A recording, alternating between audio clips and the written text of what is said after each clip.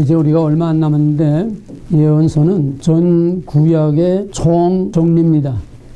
구약의 총정리라는 것은 신약을 준비하는 겁니다. 신약과 구약의 중간에서 오버풀진 노릇을 하는 거예요. 구약을 총정리해서 구약이 뭐냐? 구약을 통해서 신약을 내다보게 하고 바라보게 하는 전 성경의 중심에서 신구약을 전부 총정리해 주는 것이 예언서입니다. 신약에 들어가면 할 게 없어요. 왜? 구약에서 본질과 원리가 다 나왔고 모든 법칙이 다 나왔으니까 신약에 가서는 다만 형태상으로 예수가 누구냐, 성령이 무엇이냐 그것만 하면 돼요. 왜? 성경의 목적은 후가리즈니까. 그러니까 구약에서 구체적으로 드러나지 않은 성부, 성자, 성령이 무엇이냐 하는 것을 신약에서 확실히 밝히면은 신약은 끝나는 거예요. 그러기 위해서는 예언서에서 확실하게 정리가 돼야 되고 또 그런 의미에서 예언서가 상당히 어렵습니다. 다른 일반 교회에서 성경 공부하는 그런 식의 예언서가 아니야. 이거는 신학 위의 신학이고 구약 신학의 신학이야. 구약 신학의 신학이야. 일반적으로 구약 신학이라고 하는 그것의 위의 신학이야. 그러니까 이거는 어느 박사 과정에도 이런 신학은 없어. 왜? 그들은 전부 다 나타난 형태를, 문자를 그걸 가지고 다 요리를 하기 때문에 신학 위의 신학을 하지 못해. 너희들은 그만큼 수준 높고 차원 높은 공부를 한다는 그런 생각에서 그만큼 여기에 투자해야지 10% 20%도 건질까 말까야. 지나가면 다 잊어버려. 공부할 땐 조금 하는 것 같은데 내가 전부터 공부를 잘 못 시켰어. 너무 너희들 사정 보면서 이렇게 공부해가지고는 안 남아. 암만 건성으로 해도 일반 대학은 시험과 학점이라는 게 있기 때문에 왜? 취직을 하려도 학점이 나와야 성적이 나와야 취직을 하니까 억지로라도 공부를 해요. 암만 땡땡이 펴도 시험 때는 공부를 해. 남의 노트 빌려서라도 공부를 해. 근데 여기는 그냥 책임이 없으니까 어저 편안하게 속 편하게 왔다 갔다 하니까 결국 누구 손해냐? 내 손에, 너희들 손에, 하나님 손해야. 너희들이 나를 속이고 자기를 속이고 하나님 속이는 거야. 자기가 자기에게 속는 거야. 허송세월. 이 정말 남이 저렇게 파고들어도 참수를 해야 겨우 뭔가 조금 희미하게 그림자 같은 게 남을까 말까야. 저렇게 해도. 어떻게 해? 여기서 들을 때 녹음하면서 들어. 노트하면서 들어. 집에 가서 들으면서 교재를 보고 듣고 자기 노트한 걸 보고 또다시 정리해. 노트를 2번 정리해. 말 한마디만 내가 잘못해도 목사님 교재는 몇 페이지에 이렇게 돼 있는데 목사님이 이렇게 말했습니다. 어느 게 맞습니까? 토시 하나 틀린 거까지 다 꼬집어내. 그렇게 해도 지금 3번째 들을 때마다 다른 거야. 들을 때마다 달라. 들을 때마다 점점 더 그전에 몰랐던 걸 깨닫지 못했던 걸 점점 더 깊은 거를 알게 되고 그냥 하나님의 말씀은 끝이 없는 거야.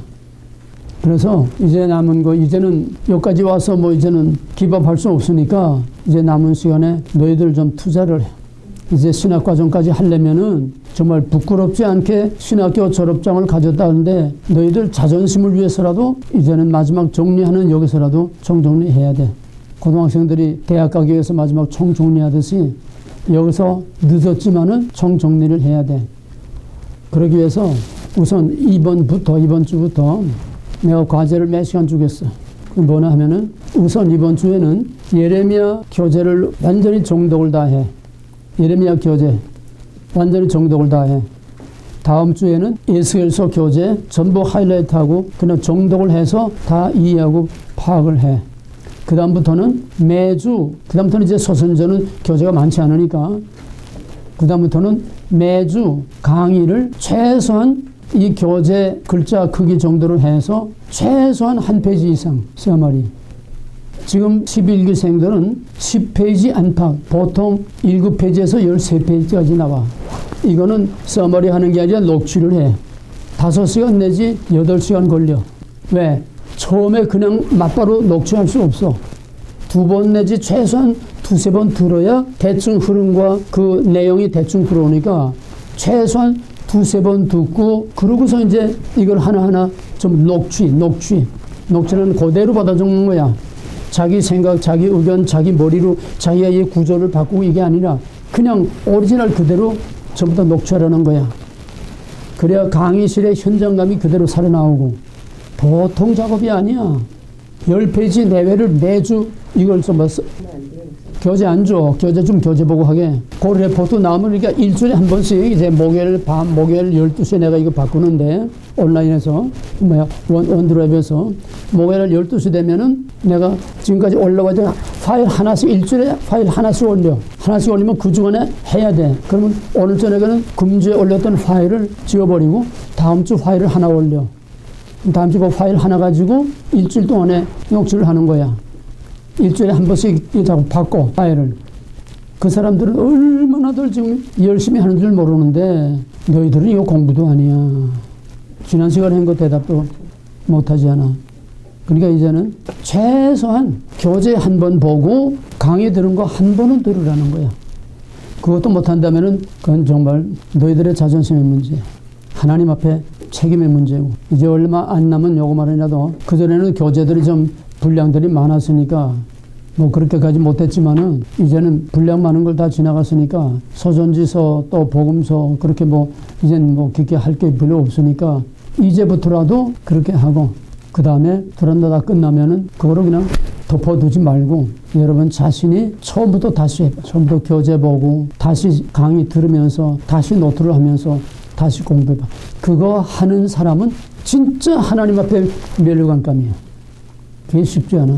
자기를 위해서 하늘의 보화를 쌓아야 돼. 자기를 위해서. 이번부터 이미 지나갔지만은 예레미야서하고 다음 주에는 에스겔서, 그 다음부터는 매 강의를 한 페이지 이상 써머리 하려는 거. 자, 그러면은 지금 대선지서로 들어가가지고 이사야, 예레미야, 에스겔 이 대선지서 세 책 안에 전 성경의 신학적인 중요한 주제와 원리들이 그 안에 다 있어. 그러니까 벌써 이제 벚꽃이 피기 시작하는데 우리 집 앞에 벚나무에 아주 만개해서 만개 전송이야. 그냥 꽃이 팍 폈어. 그게 지금 예언서라고 하면 예언서가 모든 신학의 꽃을 다 피우고 있는 거야. 나머지는 적용이니까 예언서만이라도 확실하게 전부 다 너희들 머리에 다 들어가 있어야 구약이 보이고 신약이 보이네. 거꾸로 레니어에서 남쪽도 보이고 북쪽도 보이고 산맥이 쫙 다 보이잖아. 그런 식으로 이제는 예언서의 높은 봉우리에서 지나간 구약의 모든 중요한 신학적인 주제들과 하나님의 구속사 왕국사의 흐름, 그 다음에 그것이 여기서 정리된 것이 이제 어떻게 나타나느냐, 이 신약에서 어떻게 나타나느냐, 그거를 한눈으로 앞뒤를 다 볼 수 있는 그런 안목을 가져야 돼. 이거를 어느 정도라도 너희들이 정말 진지하게 공부를 했으면은 어디 가도 끌릴 게 없고 부끄러울 게 없고 무서운 게 없고 세상에 아쉬운 게 없어. 그럼 이사야서는 뭐냐? 이사야서는 메시아의 복음이 한마디로 메시아의 복음, 메시아에 의한 구원. 그 메시아는 한 왕이란 고난받는 왕. 두 번째는 남은 자의 신학. 그것이 이사야의 소명 안에서 전부 다 나오는 거야. 이사야서는 조금 심플해. 메시아에 의한 구원. 예레미야서는 뭐냐? 예레미야서는 한마디로 간단히 말한다고 하면은 새 언약이야. 새 언약이 예레미야서의 가장 중요한 중심 주제야. 새 언약이란 뭐냐? 새 언약이란 옛 언약이 있었다는 얘기야. 옛 언약이 왜 새 언약이 필요하냐? 여기다 복습하는 거야. 왜 새 언약이 필요하냐? 옛 언약이 익스파이어 돼서 옛 언약 가지고는 이제는 안 돼. 이제는 옛 언약에서 실패한 것이 새 언약으로 업그레이드 돼야 돼. 그러면 하나님이 왜 실패할 수밖에 없는 옛 언약을 주셨느냐? 언약이 나쁘고 잘못돼서 그런 게 아니라 계시의 점진적인 발전의 원리 때문에, 또 두 번째는 인간의 한계 때문에, 베나담 인간의 한계 때문에, 인간의 실패를 통해서 하나님의 의가 아니고서는 안 된다는 걸 알게 하기 위해서 실패를 통해서 후가리즈, 실패를 통해서 어떻게 구원을 받느냐, 실패를 통해서 하나님이 누구냐, 항상 중심은 하나님이야. 실패를 통해서 우리의 어떤 의식과 행위와 우리의 어떤 율법을 행하는 행위나 인간의 노력과 이런 것은 안 된다는 거야. 하나님의 의가 아니면 안 된다고 하는 거. 그래서 못된 목자, 성전, 제사, 뭐 모든 것이 다 인간의 한계를 말해주는 거야. 그래서 그 한계를 극복하는 새 언약, 업그레이드 되는 새 언약, 계시의 발전의 단계가 확 바뀌는 새 언약이 필요하다. 그래서 새 언약을 예레미야가 말하고 있는데 그 새 언약과 옛 언약의 오리지널 모델은 뭐라고? 옛 언약과 새 언약의 모델, 돌판, 두돌판 이미 모세를 통해서 하나님이 보여주신 거야. 하나님의 구속사의 원리는, 하나님의 역사의 원리는 역사관, 무슨 역사관? 직선적 역사관과 순환론적 역사관. 직선적 역사관은 또 어떤 역사관? 성경의 역사관은 처음과 끝. 또 성경의 역사관은, 그럼 구약의 역사관은 실패와 아니 아까 말했잖아. 역사를 어떤 눈으로 봐? 신명기 사관으로 보는 거야. 신명기 사관으로. 전 구약을 일관하는 그 원리는 신약이라고 달라지는 게 아니야. 형태만 달라지는 거지. 그래서 성경이 어떻게 발전돼 왔는가? 지금 어디까지 왔지? 예레미야까지 왔습니다. 예레미야 새 언약. 그래서 그 오리지널 모델이 모세를 통해서 옛 돌판, 새 돌판. 그래서 이 성경 직선적 역사관에 성경을 보는 또 하나의 관점은 뭐냐 하면은 신명기 사관이라고 하는 거는 원칙, 신명기 신학을 적용해서 역사를 보는 역사관이고, 또 하나의 역사관은 뭐냐 하면은 직선적 역사관에서 성경 역사관의 중요한 게 뭐냐 하면은 역사의 반복성. 그게 뭐지? 역사의 반복성. 파괴건설인데 해석의 원리에서 뭐예요? 원리의 반복성이야. 뭐가 반복돼? 본질과 형태. 본질과 형태가 반복돼? 형태. 형태가 반복돼? 본질은 계속. 본질이 반복되지. 본질이 똑같은 본질이 옷만 바꿔입으면서 계속 발전돼 나가는 거야. 그게 계시의 점진적인 발전, 점진성, 본질과 형태, 원리의 반복성, 한패키지하다. 반복된다는 건 똑같은 모델, 똑같은 원리가 반복된다는 거야. 옷만 갈아입으면서. 그게 뭐냐? 역사의 반복성. 그것이 전도서 3장 15절. 이제 있는 것이 옛적에 있었고 장래에 있을 것도 옛적에 있었나니 하나님은 이미 지나가는 것을 다 지나시느니라. 이게 성경의 독특한 직선적 역사관의 또 하나의 역사관이야. 직선적 역사를 어떻게 보느냐? 원리의 반복이라네. 같은 모델이 계속해서 옷만 갈아입으면서 계속 반복된다는, 그걸 볼 수 있어야 성경이 보이는 거, 역사가 보이는 거야. 신명기 신학만 가지고는 안 돼. 이해가 되겠어요? 역사를 보는 눈은 바로 역사의 본질과 형태, 원리의 반복성. 그것이 어떻게 반복되느냐, 어떤 모델로 반복되느냐, 거기에서 이제 신명기 신학이 적용되는 신명기 사관으로, 이럴 땐 이런 모델이 다시 나타나고, 저럴 땐 저런 모델이 가는. 그래서 성경의 전체의 발전의 원리를 알아야 돼. 그러니까 해석의 원리를 항상 깔아놓고 봐야 돼. 적용이 돼야 돼. 해석의 원리 떼놓고 성경 보면 거거리 귀거리밖에 안 돼. 맨날 성경 공부해봐야 거거리 귀거리 전부 퍼즐의 파편처럼 둘러퍼놓고 이제 바꾸면 잘 흩어진 거나 똑같아. 예레미야가 왜 새 언약을 말하느냐? 옛 언약의 한계 때문에. 언약의 한계라는 것은 하나님이 주신 율법의 불완전성을 말하는 것이 아니라 완전한 율법을 인간이 도저히 미칠 수 없다고 하는 것. 그런데도 불구하고 하나님 자꾸 때려 지킬 수 없는 줄 알면서 자꾸 지켜 안 지켜? 그게 뭐지? 그게 뭐야? 안 지키면 때리고. 그건 뭐야? 지켜 안 지켜? 때려. 그게 뭐야? 심판. 원리로. 신명기 신학이지. 그럼 뭐 안 지키고 자꾸 실패하는데 하나는 왜 자꾸 지키라고 그러고 때리고 지키라고 그러면서 자꾸 못 지키는 거 자꾸 때리면서 자꾸 그렇게 지키라고 그러느냐? 인간의 한계, 인간의 자기의, 인간의 어떤 무엇으로는 하나님의 완전한 그 율법을 미칠 수 없다는, 실패할 수밖에 없는 인간의 한계를 보여줌으로써 하나님의 의가 아니고서는 안 된다고 하는, 그걸 뼈저리게 체험하고 깨닫고 알게 해서 결국은 하나님의 의가 아니고서는 안 되겠습니다. 하나님 그리스도를 통해서 나타난 하나님의 의 앞에 나와서 I am not okay 손 들고 항복해서 오직 하나님의 의가 아니고서는 우리가 구원받을 수 없습니다. 이것이 바로 로마서야. 그러면 예레미야서의 새 언약하고 에스겔서의 새 언약, 에스겔서 이제 들어왔으니까 오늘 에스겔서의 중요한 신학적 주제를 이제 몇 가지 훑었는데 에스겔서에 들어와서 이제 예레미야와 에스겔의 예레미야에서는 꼭 같은 시대, 꼭 같은 상황이야. 예레미야는 심판의 한복판에서 예루살렘, 에스겔은 바빌론 포로 중에서 꼭 같은 상황에서 뭐가 꼭 같으냐? 이제 마지막 남은 심판 3차 포로 586년에 이제 마지막 처참한 최후의 심판을 목전에 두고서 그 상황에 대비하는 이것이 바로 에스겔과 예레미야의 꼭 같은 상황이라는 거야. 그러면 꼭 같은 시대, 꼭 같은 상황이면 꼭 같은 메시지가 같을 수밖에 없어. 같아야 돼. 같은 시대, 같은 상황에서 주는 거면 같아야 돼. 그러니까 예레미야의 새 언약과 에스겔의 새 언약은 같아. 이제 성경을 펴.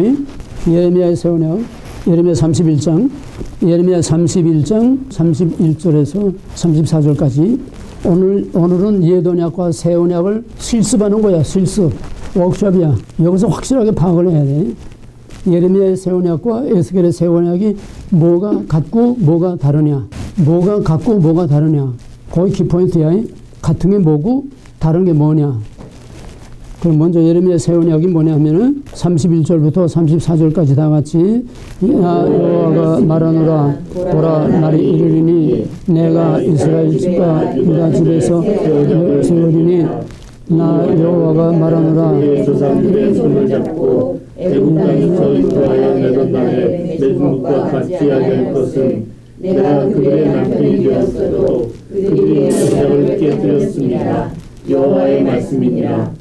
그러나 그날 후에 내가 이스라엘 집과 맺을 언약은 이러하니 곧 내가 나의 법을 그들의 속에 두며 그들의 마음에 기록하여 나는 그들의 하나님이 되고 그들은 내 백성이 될 것이라. 여호와의 말씀이니라. 그들이 다시는 각기 이웃과 형제를 가르쳐 이르기를 너는 여호와를 알라 하지 아니하리니 이는 작은 자로부터 큰 자까지 다 나를 알기 때문이라. 내가 그들의 악행을 사하고 다시는 그 죄를 기억하지 아니하리라. 여호와의 말씀이니라. 자, 이 새 언약이 뭐가 새 언약이냐? 뭐가 옛 언약이고 뭐가 새 언약이냐? 32절에 보면은 31절에서 내가 이스라엘 집과 유다 집에 새 언약을 세우겠다. 새 언약을 세우겠다. 먼저 선언해 놓고 왜 새 언약이냐? 그럼 옛 언약은 뭐냐? 그 다음에 32절은 옛 언약이야. 옛 언약은 뭐냐? 옛 언약은 애굽 땅에서 인도하여 내던 날에 세운 그게 옛 언약이야. 그게 뭐지? 돌판. 돌판. 애굽 땅에서 나올 때 세운 언약이 뭐야? 시내산 언약이지. 시내산 언약. 시내산 언약 율법. 그때는 돌판에 새겨졌다는 거야. 그래서 내가 주는 새 언약은 시내산에서 세운 언약처럼 돌판에 새겨주는 그런 언약이 아니고 33절 중간부터 이스라엘 집에 세울 언약이 이러하다. 즉 내가 나의 법, 언약이야. 나의 법을 그들의 속에 두며 마음에 기록하여 나는 그들의 하나님 되고 그들은 내 언약이란 뭐지? 하나님의 언약이란 뭐예요? 관계. 어떤 관계? 너는 나의 백성, 나는 너의 하나님. 바로 이거야. 나는 너의 하나님, 너희는 내 백성. 이게 시내산에서부터 계시의 점진성에 의해서 에덴 동산에서는 그런 언어의 표현은 안 나오지만은 시내산에서부터는 계시록까지 나는 너의 하나님, 너희는 내 백성. 계시록 마지막 계시록 21장 3절 다 찾았어? 3절 다 같이 내가 들으니 보좌에서 큰 음성이 나서 가로되 보라 하나님의 장막이 사람들과 함께 있음에 하나님이 저희와 함께 거하시리니 저희는 하나님의 은혜로 하나님 친히 쓰서 이거야 바로 성경의 목적은 나는 너의 하나님 너희는 내 백성. 그 언약을 완성하는 것이 바로 새하늘과 새 땅이 되는 거야. 그러니까 시내산에서는 나는 너의 하나님 너희는 내 백성 그거를 계시의 점진성에 따라서 형태상으로 돌판에 새겨졌지만은 이제는 돌판에 새겨졌으니까 그들이 그걸 기억하지 못하고 알지 못하고 지키지 못하고 결국 실패했다는 거예요. 이제는 한 단계 더 업그레이드 시켜서 이제는 내 법을 나의 율법을 내가 누구며 너희들이 누구냐 하는 이 언약을 이제는 너희 마음판에 새겨주겠다 이거야.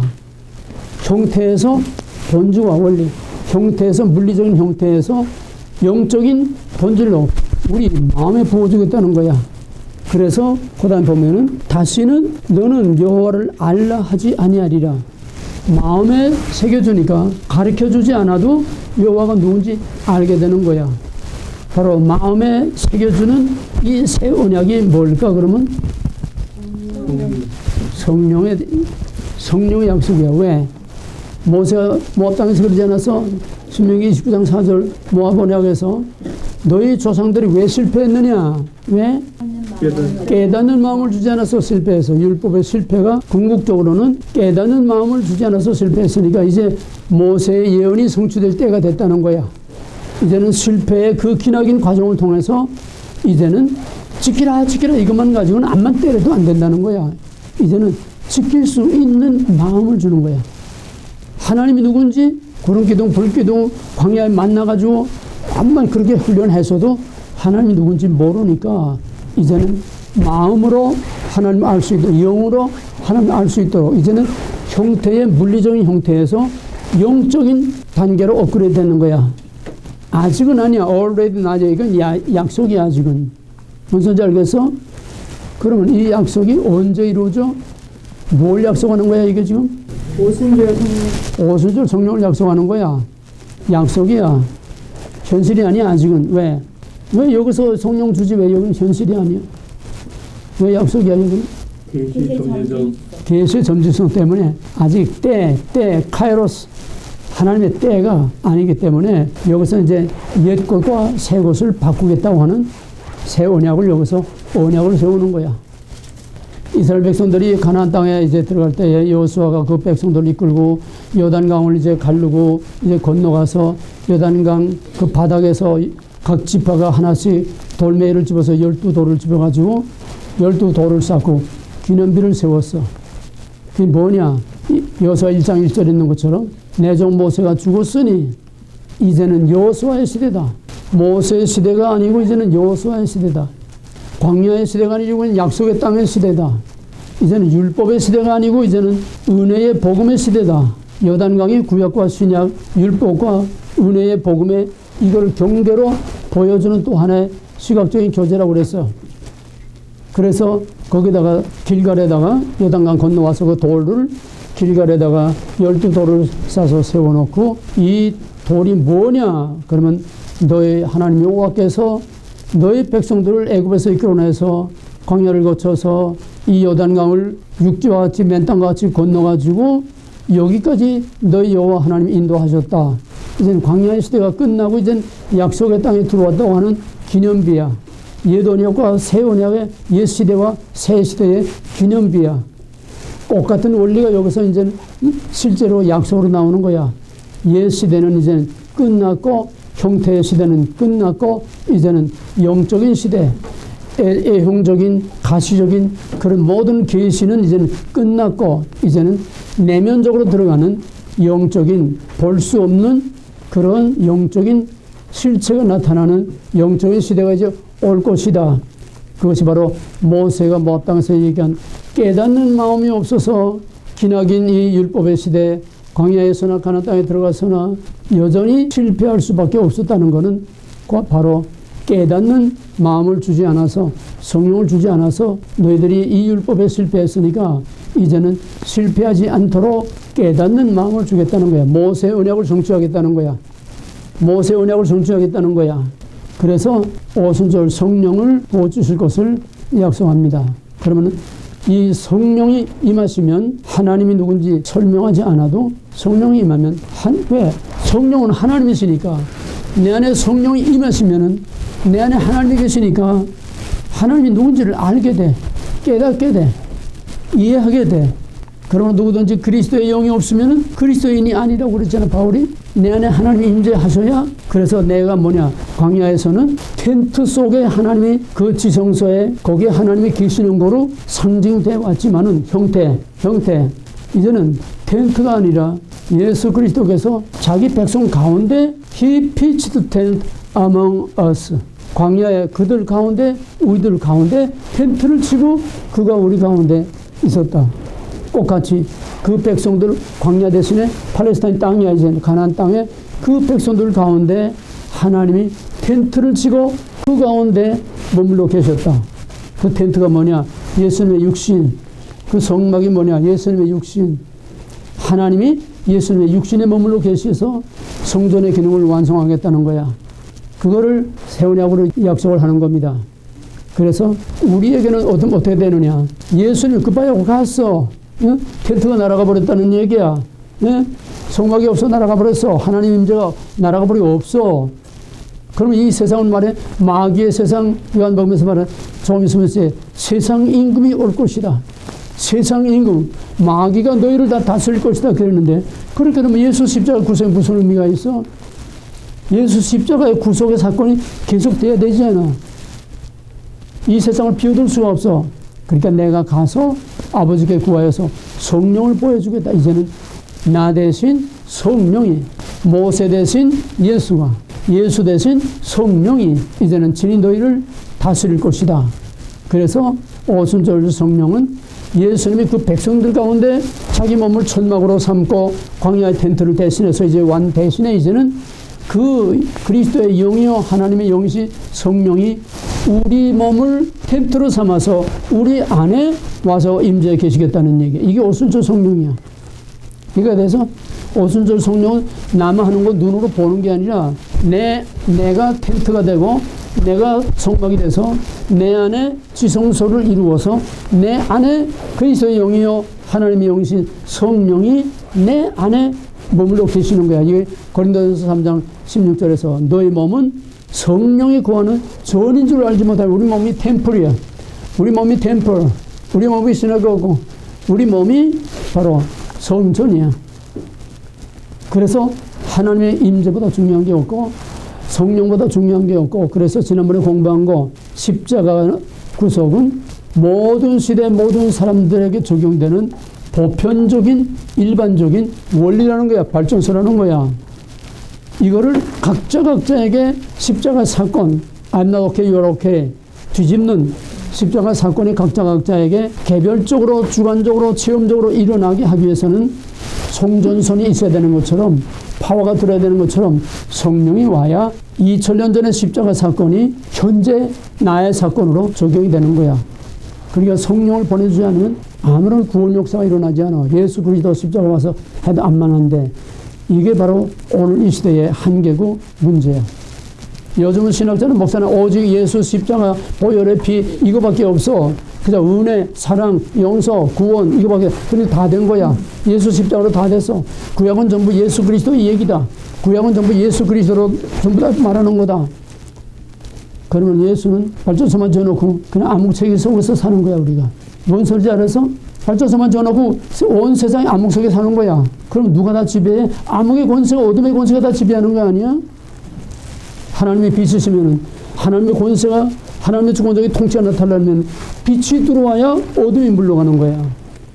그래서 하나님의 구원은 성부, 성자, 성령 삼위일체가 한 하나님으로서 각각 자기의 역할과 기능이 다르지만은 한 하나님으로서 같이 활동하고 같이 움직이고 같이 행동해야 하나님의 구원이 온전히 이루어지지, 오직 예수 십자가 하나 가지고 성자 예수가 우리를 구원하는 게 아니야. 이게 답답한 오늘 목사들의 안다는 게 이거 하나밖에 몰라. 왜? 신학교에서 교리밖에 배운 게 없으니까. 언약을 배운 게 없어. 하나님과 관계를 배운 게 없어. 하나님의 임재 통치 주권을 배운 게 없어. 오직 십자가 하나밖에 배운 겁니다. 교리밖에 배운 거 없으니까 유대인들이 율법의 껍데기는 가지고 있는구나. 오늘의 목사들이 복음이라고 하는 껍데기만 가지고 있는 거랑 똑같아. 그래서 오순절 성령은 성부, 성자, 성령 삼위일체의 우리의 구원 사역을 마지막 책임지고 마지막 마무리하고 마지막 끝장내는 구원의 마지막 역할이야. 그 에베소 1장 4절에서 14절까지라고 그랬어. 에베소 1장 4절에서 6절까지는 성부 하나님이 하시는 일, 예정과 선택과 작정, 모든 계획, 플랜, 누구를 내 백성 삼고 누구를 구원할 것인가 하는 하나님의 예정과 선택과 작정, 계획, 그 다음에 7절부터 12절까지는 아들 예수 그리스도 성자를 통해서 하나님과 우리와 막힌 담을 헐고 하나님 앞에서 하나가 되게 하는 십자가의 구속 사역. 13절 14절은 13절에서 오직 그 안에서 진리의 복음의 말씀을 듣고 믿고 구원을 이루고 구속의 날까지 인쳐서 보증하는 것이 바로 성령이라는 거예요. 그러므로 성령 없이는 예수 십자가는 그림의 떡이 그냥 신학으로 끝나고 교리로 끝나고 마는 거예요. 로마서 6장까지는 바울이 신학의 교리를 얘기했어. 구원의 교리를 얘기했어. 그거로 끝나면은 그거는 그냥 교리로 끝나고 마는 신학으로 끝나고 마는 바울은 신학자로 끝나고 마는 거야. 자기하고는 아무 상관이 없어. 7장에서 이게 자기에게 적용시켜 보니까 그때 내적인 문제가 나오는 거야. 내 몸으로 원하는 대로 행차하고 원치 않는 법만 행하는도다. 어떻게 된 거냐? 내 안에 선을 행하고자 하는 선한 성령의 역사가 내 안에 내 육체의 소욕대로 가고하는 죄에 사로잡힌 바 되었다. 그러니까 신학과 교리와 구원의 교리와 지식하고 실제 자기 삶이 따로 갔다는 거야. 아는 거하고 삶이 다르다는 거야. 실제 삶은 죄의 권세에 끌려다니며 살았다는 거야. 그 위대한 바울이, 그 위대한 신학자가. 왜? 내 안에 성령의 파워가 나타나지 성령에게 내가 전적으로 그 통치권을 받아들이지 못하고 있었기 때문에 여기서 바울이 뒤집히는 거야. 오래 나는 공부한 사람 누가 나를 사망에 넣어서 신학으로는 위대한 신학자가 됐지만은 실제 삶에서는 자기 적용에서는 자기는 빈 껍데기 교리주의 신학자밖에 아니었다는 거야. 그래서 누구든지 그리스도의 영이 하나님의 영이 내 안에서 내 모든 삶을 주장하지 않으면은 하나님을 알 수도 없고 로마서 8장에서 성령이 아니서 하나님을 알 수도 없고 복종할 수도 없고 하나님 뜻대로 살 수도 없다고 하는 오직 성령 그리스도의 영이 없으면 그리스도인이 아니라 이게 성막론과 언약과 전부 한 패키지로 그냥 흘러오는 거야. 이 큰 대하와 같이 흐르는 큰 강의 흐름을 전부 타고 내려올 수 있어야 성경이 보이는 거지. 그게 안 보이면 코걸이 귀걸이밖에 안 돼. 퍼즐 쪼가리 하나 가지고 이거다 저거다 하는 것밖에 안 돼. 퍼즐 엎어놓고 십자가 하나 들고 이게 전부 다 성경이다. 성경은 다 이 얘기다. 퍼즐 속에 한 조각밖에 안 되는 십자가 하나 가지고 이게 전부 성경이라고 그러면 정신병자 아니야? 퍼즐 다 맞춰놓고 그 안에 십자가가 뭐냐 이걸 말해야 이 십자가가 결국은 구원의 키포인트가 되는 하늘과 땅을 이어주는 하나님의 언약을 이어주는 끊어진 다리를 놓아주는 그 역할을 하는 거라는 퍼즐 전체 그림을 봐야 성경이 보이는 건데 이걸 못 봐. 왜? 형태밖에 못 보니까. 그래서 예레미야를 쓰시는 거는 오순절 성령의 약속이야. 에스겔 36장으로 가. 이걸 왔다 갔다 할 거니까 그냥 펴고 있어야 돼. 예레미야의 새 언약은 뭐라고? 예레미야의 새 언약은 뭐라고? 뭘 약속한다고? 성령. 오순절 성령. 모세가 깨닫는 영이 없어서 실패할 수밖에 없었다는 거. 그래서 이제 깨달을 수 있는 하나님을 알 수 있는 성령을 주시겠다. 그게 새 언약이라는 거야. 돌판이 아니고 마음판에 새겨주는. 그럼 에스겔은 뭐라고 했느냐? 에스겔 36장 25절부터 27절까지 28절까지 문자적인 표현의 형태만 다르지 똑같은 새 언약이야. 25절부터 다 같이 맑은 눈으로 너희에게 쏘여 너희 곧 너희 모든 더러운 것에서와 모든 세상을 피해서 너희를 정결하게 할 것이며 또 새 영을 너희 속에 두고 새 마음을 너희에게 주되 너희 육신에서 굳은 마음을 제어하고 부드러운 마음을 줄 것이며 또 내 손을 너희에게 주어 너희로 내 율례를 행하게 하리니 너희가 내 율례를 지켜 행할지라. 내가 너희 제 땅을 짜서 너희가 거하면서 내 백성이 되고 나는 너희 하나님이 되리라. 예. 예레미야의 새 언약하고 문자적인 표현만 달랐지 똑같은 거야. 뭐야? 예레미야 새 언약은 문자적으로 성령이라고 말하진 않았어. 마음판에 새겨주었다고 그랬어. 그리고 하나님을 알 수 있게 한다고 그랬어. 에스겔은 좀 더 구체적으로 말하는 거야. 어떻게 알 수 있느냐? 이 오늘 성령이 온다는 건 뭘 말하느냐? 성령의 약속이 뭐냐? 첫째로 우리를 정결케 해주는 영적으로 정결케 해준다는 거야. 클린.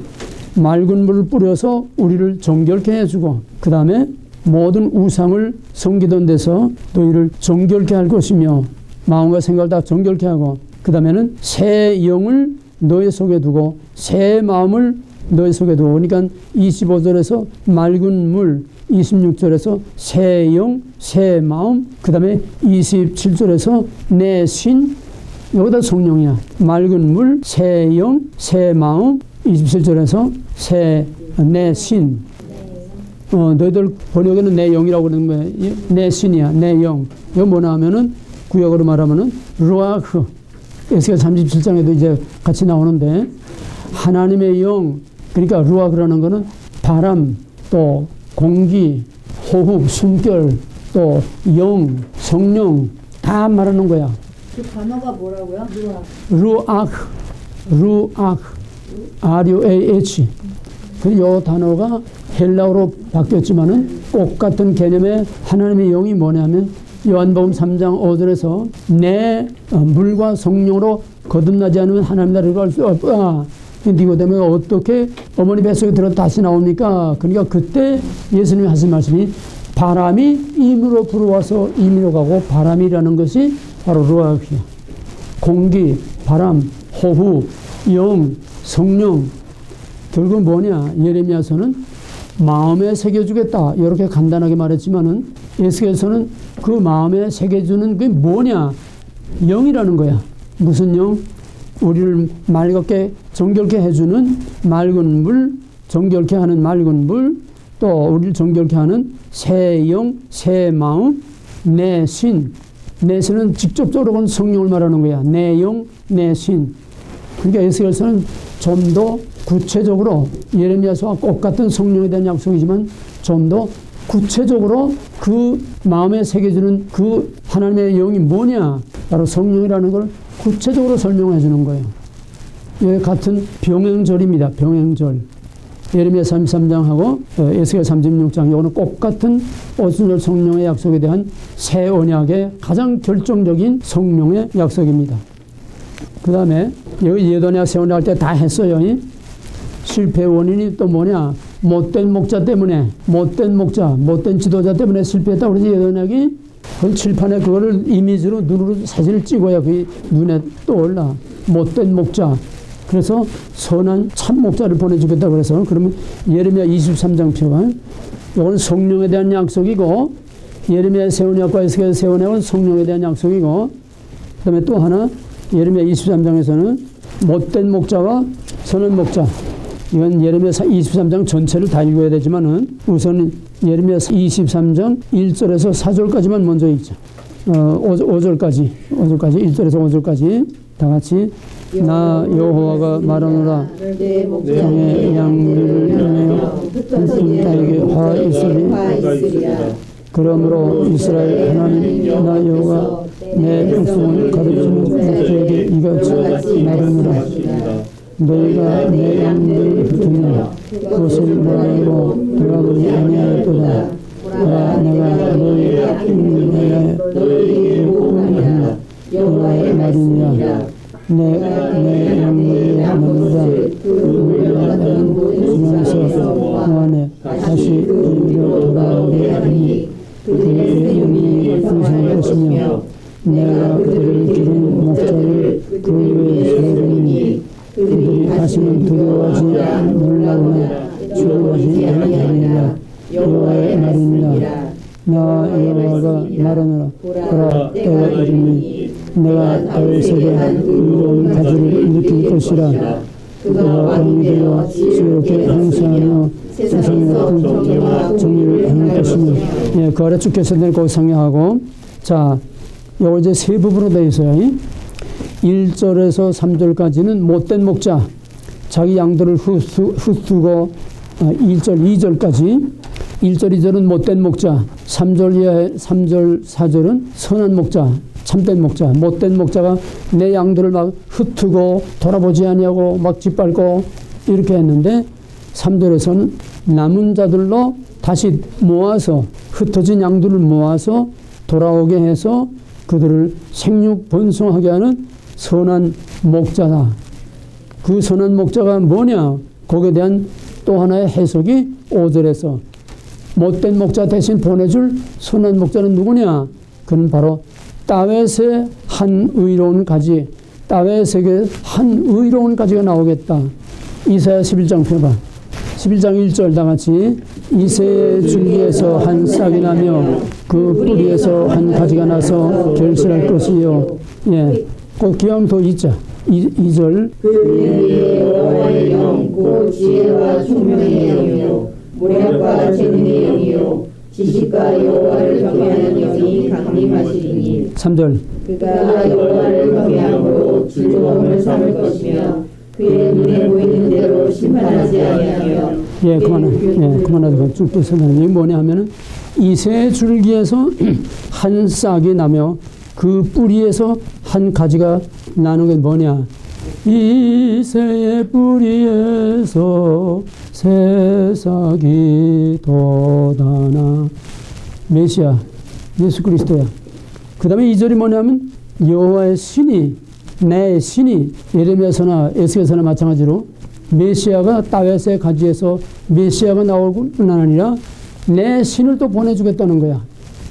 예수 그리스도 메시아의 오심과 오순절 성령의 오물, 여기서 이사야도 새 언약을 약속하는 거야.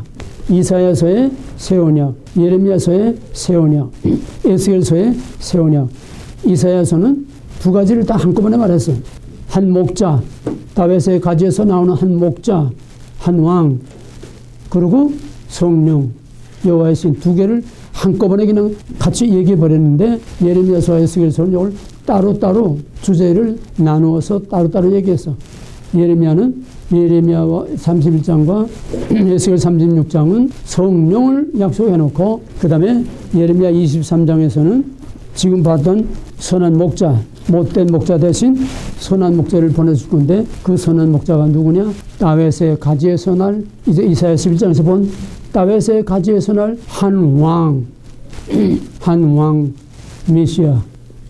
옛 언약과 새 언약을 다시 종합적으로 칠판에 그려놓은 그림을 통해서 보게 되면은 옛 언약은 못된 목자와 성령이 없어서, 결론적으로 말하면 못된 목자와 성령이 없어. 새 언약은 참 목자와 성령을 보내주겠다. 그렇게 정리할 수 있어요. 옛 언약, 새 언약을. 그것을 이제 이사야와 예레미야, 에스겔에 와서 새 언약을 이렇게 말한 겁니다. 그러니까 못된 목자에 대해서는 선한 목자를 보여주겠고, 그 선한 목자가 누구냐? 다윗의 가지에서 날 한 왕, 예수 그리스도 메시아를 보내주겠다는 거야. 그 다음에 에스겔 34장, 예레미야 23장과 에스겔 34장은 병행장이고 이거는 사실 한 장 다 봐야 돼요. 에스겔 34장 1절에서 7절까지만 보자. 다 같이 여호와의 말씀이 내게 임하여 가라사대 인자야 너는 이스라엘 목자들을 쳐서 그들 곧 목자들에게 예언하여 이르기를 주 여호와의 말씀에 자기만 먹으면 이스라엘 목자들은 화할진저 목자들이 양의 머리를 먹이는 것이 마땅치 아니하냐? 살찐 양을 잡아 그 기름을 먹으며 그 돌을 입에 너희가 그 연약한 자를 강하게 하며 병든 자를 고치지 아니하며 상한 자를 싸매주지 아니하며 쫓긴 자들로 돌아오지 아니하며 잃어버린 자를 찾지 아니하고 다만 방편들로 다스려 웃음으로 그들이 흩어지며 꺼져서 내 양의 무리가 모였냐? 성령님께 요리하였고 내 양의 무리가 온 지면에 펴졌으되 찾고 찾는 자가 없다. 이것이 예레미야 23장에서는 1절, 2절을 같은 거야. 23장 1절, 2절과 같은 거야. 못된 목자 얘기. 자, 그러면 15절부터 27절까지 읽자. 에스겔 34장 15절에서 27절까지 또박또박 맞춰서 나 여호와가 말하노라. 목자가 되어 그것들을 너희에게 할지라 주 여호와의 말씀이니라. 그 잃어버린 자를 내가 찾으며 쫓긴 자를 내가 돌아오게 하며 상한 자를 내가 싸매주며 병든 자를 내가 강하게 하리라. 살찐 자와 강한 자는 내가 없애고 정의대로 그것들을 먹이리라. 주 여호와께서 이같이 말씀하시니라. 나의 양떼 너희여, 내가 양과 양 사이와 순양과 순염소 사이에서 심판하노라. 너희가 좋은 꼴을 먹는 것을 작은 일로 여기냐? 어찌하여 남은 꼴을 발로 밟았느냐? 너희가 맑은 물을 마시는 것을 작은 일로 여기냐? 어찌하여 남은 물을 발로 더럽혔느냐? 나의 양은 너희 발로 밟은 것을 먹으며 너희 발로 더럽힌 것을 마시는도다 하셨느니라. 그러므로 주 여호와께서 그들에게 이같이 말씀하시되 나 곧 내가 살찐 양과 화려한 양 사이에서 심판하리라. 너희가 옆구리와 어깨로 밀어들이고 모든 병든 자를 불러 받아 무리를 밖으로 터지게 하셨도다.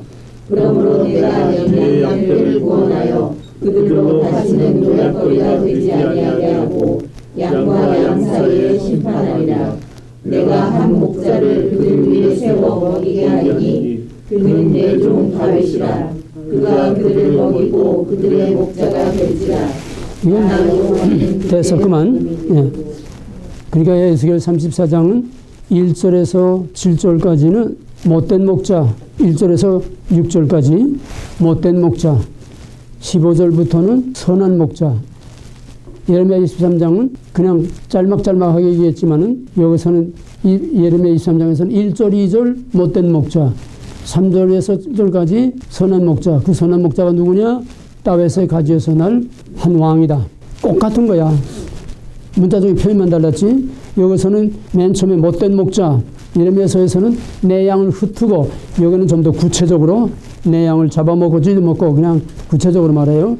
그 다음에 15절부터는 내가 선한 참 목자를 하나 보내는데 그가 흩어진 양들을 다 모아서 싸매고 상한 것을 고쳐주고 새롭게 하겠다. 선한 목자. 여기서 또 하나 추가되는 게 있어. 그냥 선한 목자만 보내주는 게 아니라 그 선한 목자가 흩어진 양들을, 예레미야서에서는 흩어진 양들, 못된 목자가 흩은 양들을 내가 모으겠다 그러는데 여기서는 그거로 끝나지 않고 흩은 양을 모아서 내가 상처를 치유해주고 병을 고쳐주고 내가 치유해서 해주겠다 하고서는 그 다음에 뭐라면 17절부터 22절까지는 못된 목자에 대한 심판이 아니고 못된 양들에 대한 심판이야. 이해가 되겠어요? 이게 특징이야. 못된 양이라는 건 뭐냐? 간단히 보게 되면은 못된 양, 양과 양 사이에 염소와 염소 사이에서 내가 심판하겠다. 그런 교회도 마귀의 종자가 있고 하나님의 자식이 있어요. 네?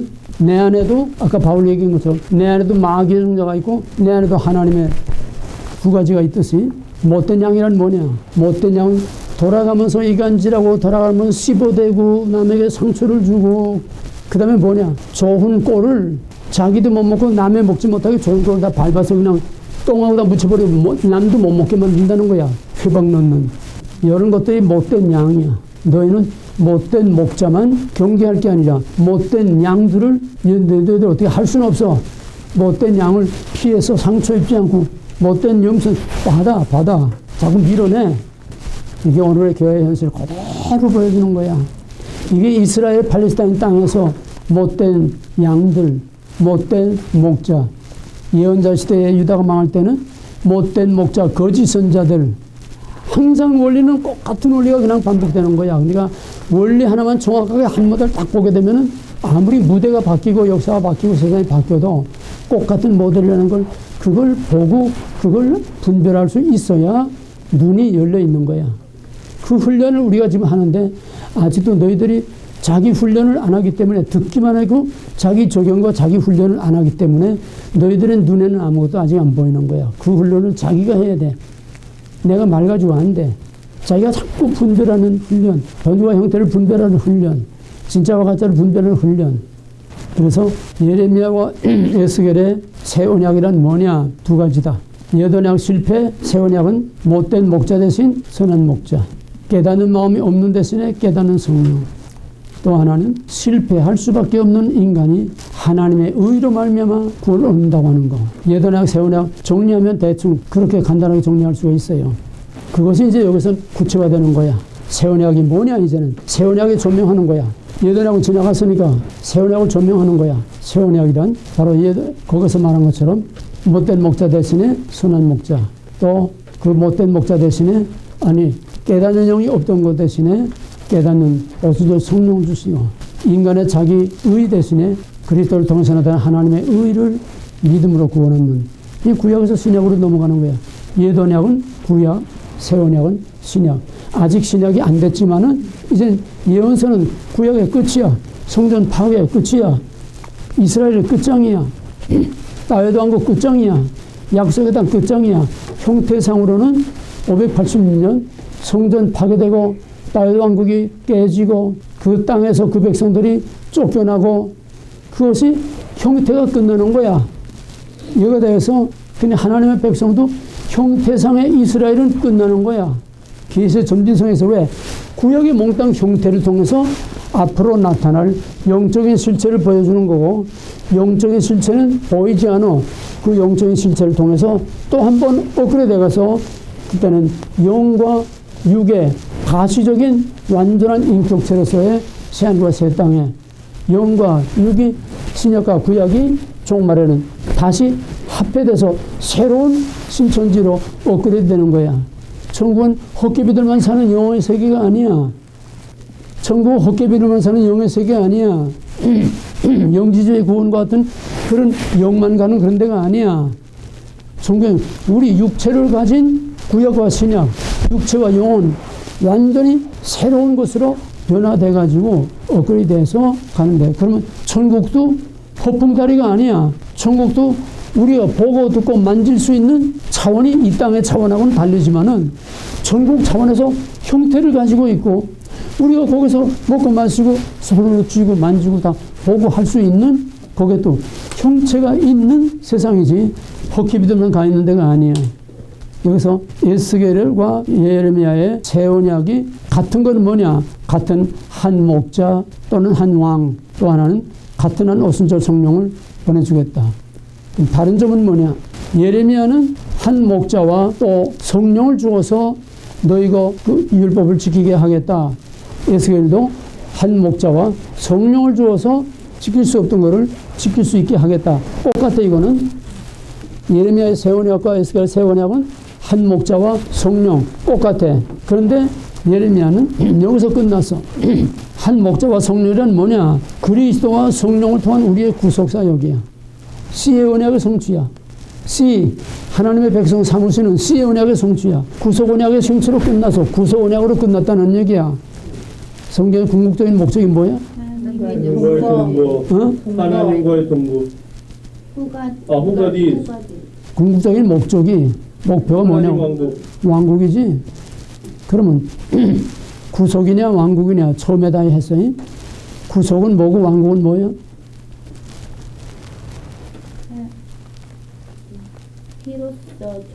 언제나 모를 때는 출애굽 모델을 보라고 그랬지. 애굽에서 가나안 땅까지 그게 모든 구속사의 모델이라고 그랬지. 그럼 구속은 뭐야? 출애굽 과정에서? 출애굽 과정에서 구속은 뭐야? 유월절 어린 양의 피로. 유월절 언약이지? 유월절 언약의 피, 패스오버. 그 구속이야.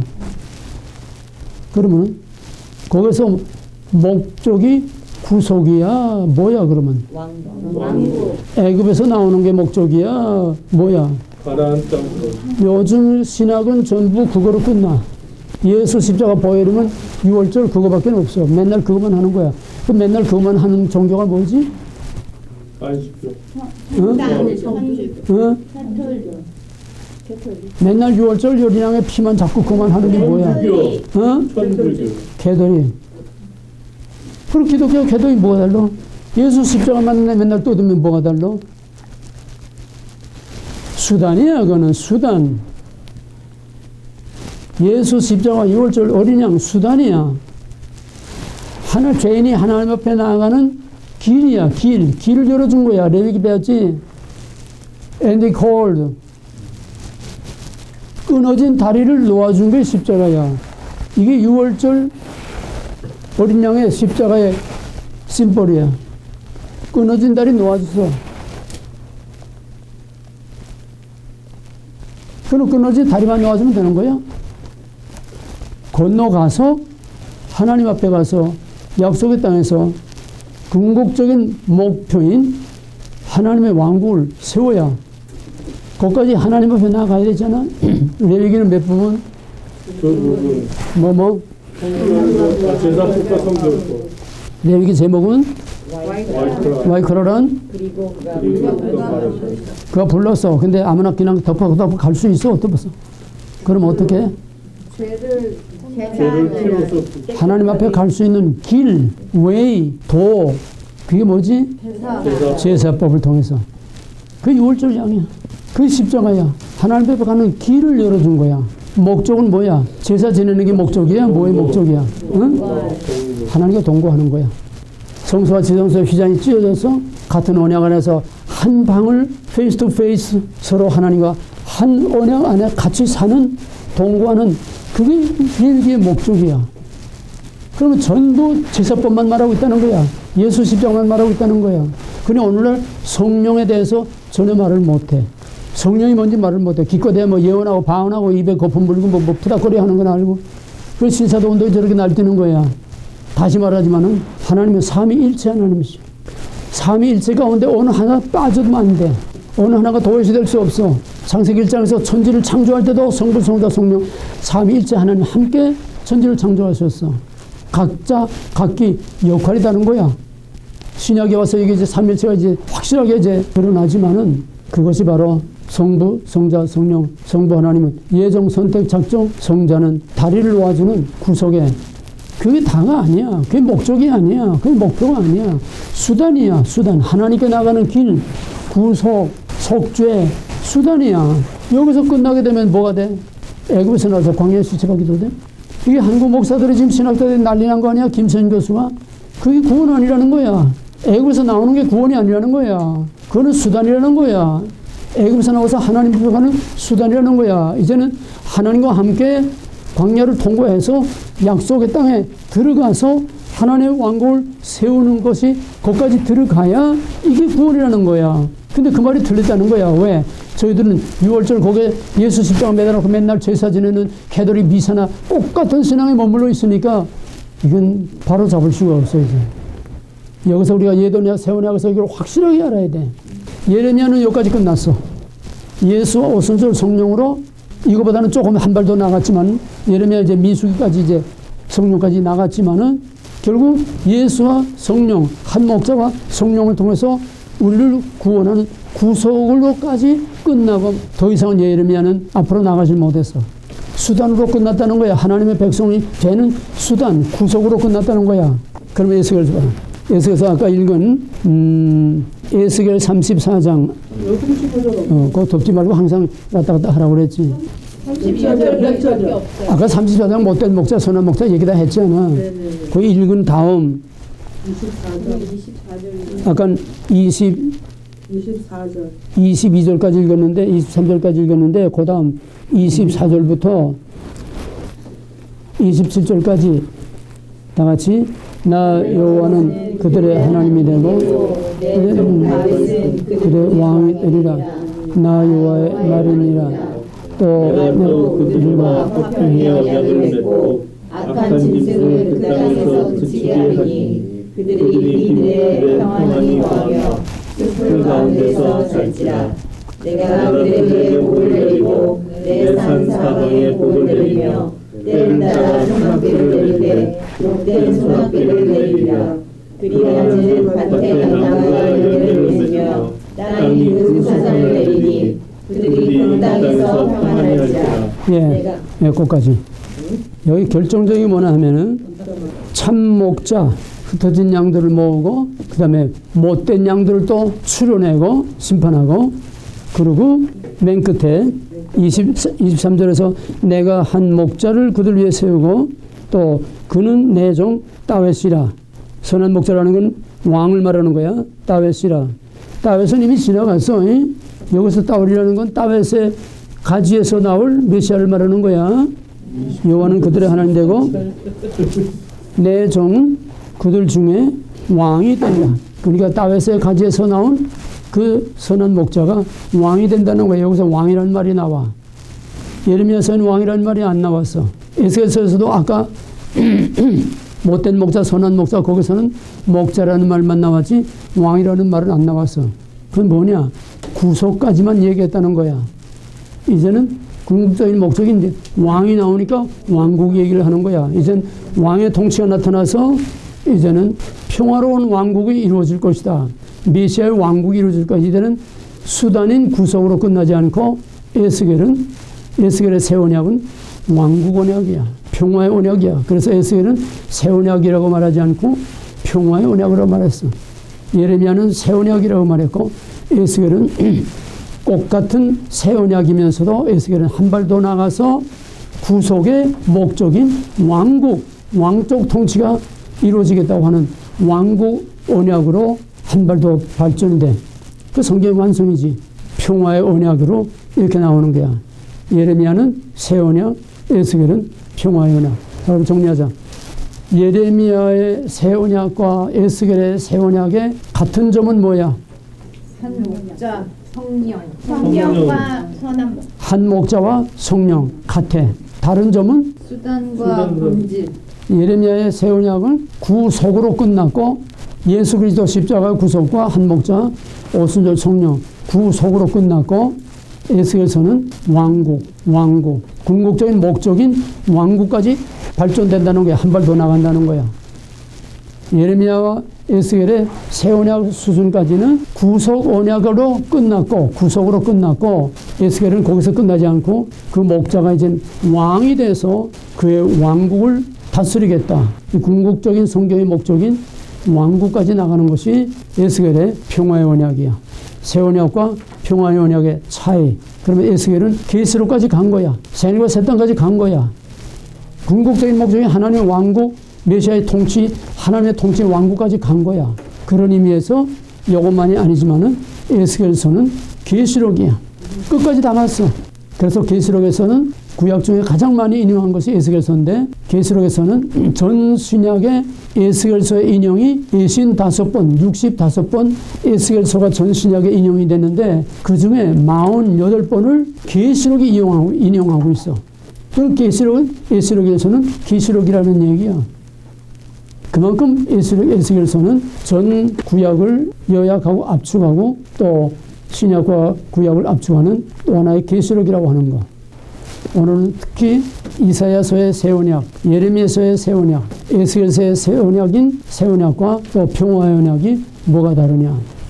이사야서는 이사야 11장에서 한 다윗의 가지에서 나올 한 왕 또 나의 신 성령, 이사야 11장 1절 2절에서 메시아와 성령 두 가지를 한꺼번에 얘기했고 그 다음에 예레미야서에서는 선한 목자 또 성령, 에스겔서에서도 선한 목자와 성령 여기까지 다 같아. 이사야, 예레미야, 에스겔 다 같아. 다 구속으로 끝나는 거야. 그러나 에스겔만은 거기서 한 발 더 나가서 구속의 목적인 궁극적인 목적인 왕족 통치가 나타나는 왕국이 이루어지겠다. 그건 이제 마지막에 이제 다음 시간에 할 거야. 에스겔의 마지막 결론은 하나님의 영원한 왕국이 이루어지는 거야. 에스겔서는 왕국에 포커스가 맞춰져 있다는 거야. 그것만 기억을 해. 왕국에 포커스가 맞춰져 있어. 그래서 계시록이야. 성경의 궁극적인 목표. 정말에 거기에 포커스를 맞춘 것이라야 완전한 하나님의 계시가 되는 거야. 예수 십자가 구속 그거로 끝나는 건 6월절 어린 양으로 끝나는 수단에 지나지 않는다고 하는 거. 오늘날 잘못된 이 반쪽 복음, 시작하다만 복음, 6월절 어린 양의 패스오버, 죽음과 죄를 넘어서는 그거는 절대적으로 필요한 거예요. 왜? 다리 없이, 구속 없이, 레위기, 속죄의 구속 없이 하나님 앞에 나갈 수 없다고 하는 그것까지는 결정적으로 중요하지만 그것만은 가다가 도중하차하는 불완전한 거다. 오늘은 전부 불완전한 여기에 머물고 있기 때문에 그 불완전한 거를 뭐가 채우느냐. 왕국의 언약을 뭐가 채우느냐. 여기서 못하는 십자가로 끝나고만 이 불완전 여기서 도중하차한 여기 대신 갖다 메꿔주는 거에 자유주의, 인본주의 신학 지상의 영원한 왕국을 세운다고 하는 거야. 이제 이해가 돼? 우리가 그걸 못하니까 자유주의, 인본주의 신학이 지상의 왕국을 세우겠다는 거야. 목사들이 회개 정도로 될 문제가 아니라 엄청난 심판을 받아야 되는 거야. 신학자들과 목사들이 구속만 얘기하고 수단만 얘기하고 궁극적인 약속의 땅을 제시하지 못하고 궁극적인 목표인 영원한 하나님의 왕국을 말하지 못하고 종말론적인 그 날에 포커스를 맞추지 못한다고 하는 이것 때문에 결국 누가 마지막 법으로 누가 하느냐? 사탄이 인본주의 신학으로 인간에 의하여 인간을 위하여 인간의 영원한 지상 낙원을 이 땅에 만들겠다고 하는 이게 현대 신학이야. 오늘 확실히 정리됐어?